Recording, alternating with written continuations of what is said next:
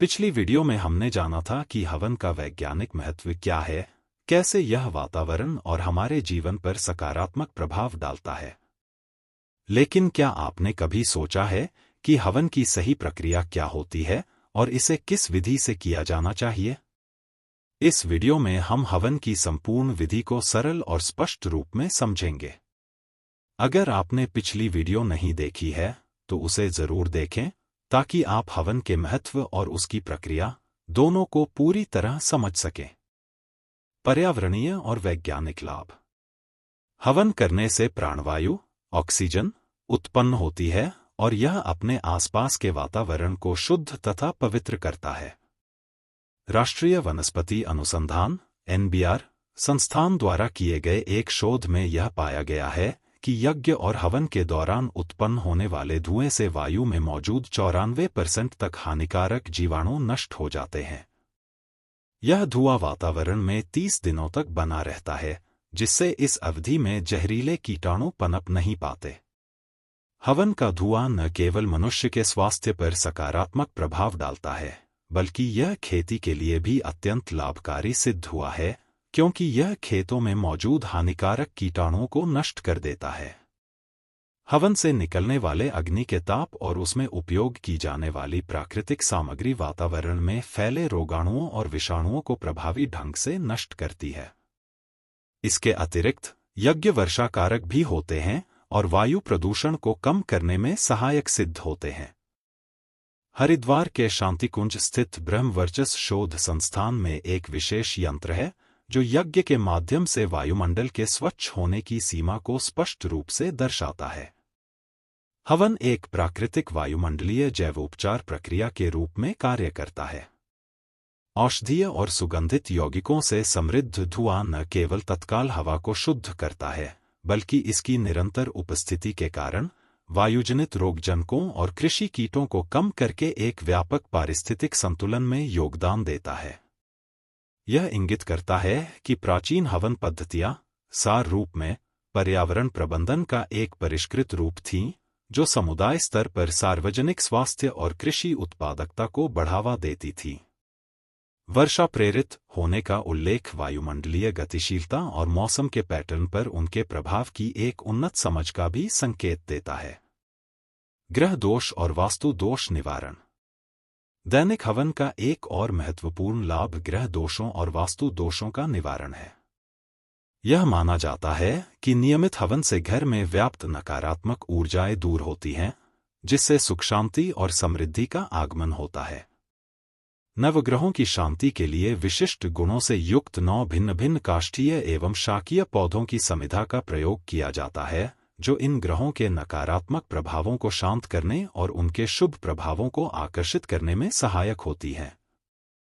यह माना जाता है कि हवन सूक्ष्म ऊर्जा क्षेत्रों के साथ अंतःक्रिया करता है और उन्हें संतुलित करता है, चाहे वे व्यक्तिगत ज्योतिषीय प्रभाव, जिन्हें ब्रह्मांडीय ऊर्जा पैटर्न के रूप में देखा जाता है, हों या पर्यावरणीय वास्तु, जो संरचनाओं के भीतर ऊर्जा प्रवाह से संबंधित है।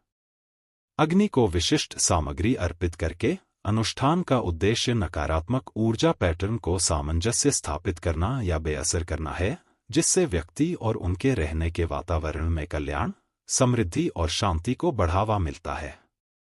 यह लाभों को विशुद्ध रूप से भौतिक से आध्यात्मिक तक विस्तारित करता है, जो ऊर्जा गतिशीलता और उनके व्यावहारिक अनुप्रयोग की एक परिष्कृत प्राचीन समझ का सुझाव देता है। दैनिक हवन की संपूर्ण प्रक्रिया। 1. तैयारी। प्रातःकाल स्नान करके शुद्ध वस्त्र पहनें। हवन कुंड में आम की लकड़ी या पीपल या पलाश की समिधा रखें। घृत अर्थात घी जो शुद्ध हो, अक्षत अर्थात चावल, तिल, जौ, हवन सामग्री और जल पास में रखें। 2. आसन और संकल्प। कुशासन कुश एक पवित्र घास से बना आसन या आसन पर पूर्व या उत्तर मुख बैठें। जल लेकर संकल्प करें, मैं अमुक व्यक्ति आज के दिन अमुक कार्य हेतु परमात्मा की कृपा पाने के लिए हवन कर रहा हूं। 3. आचमन और प्राणायाम। आचमन करें ओम केशवाय स्वाहा या जो भी आपका इष्ट हो आदि मंत्रों से। प्राणायाम करें ओम भूः, ओम भुवः, ओम स्वः का जाप। 4. दीप प्रज्वलन और अग्नि स्थापना। घी से दीप जलाए। लकड़ी में अग्नि प्रज्वलित कर ओम अग्नये स्वाहा कहकर आहुति दे। 5. मुख्य आहुति मंत्र। हवन में प्रायः 11, 21, 51 या 108 आहुतियां दी जाती हैं। प्रत्येक आहुति पर मंत्र बोलकर स्वाहा के साथ सामग्री अग्नि में डालें। प्रमुख मंत्र। ओम भूः अग्नये प्राणाय स्वाहा। ओम भुवः वायवे पानाय स्वाहा। ओम स्वः आदित्याय व्यानाय स्वाहा। ओम भूर्भुवः स्वः अग्निवायवादित्यभ्यः प्राणापान व्यानाय स्वाहा।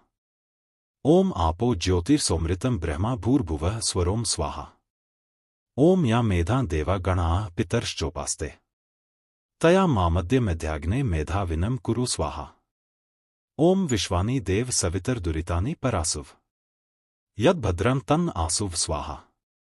अग्ने नये सुप्ताराय अस्मान् विश्वानि देव वयुनानि विद्वान् युयोध्यस्म जुहुराणम एन भूयिष्ठा ते नमोक्ति विधेम स्वाहा। 6. पूर्णाहुति। अंत में एक विशेष आहुति देकर पूर्णाहुति करें।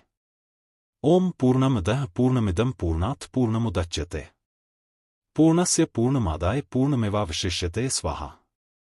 7. शांति पाठ और समापन।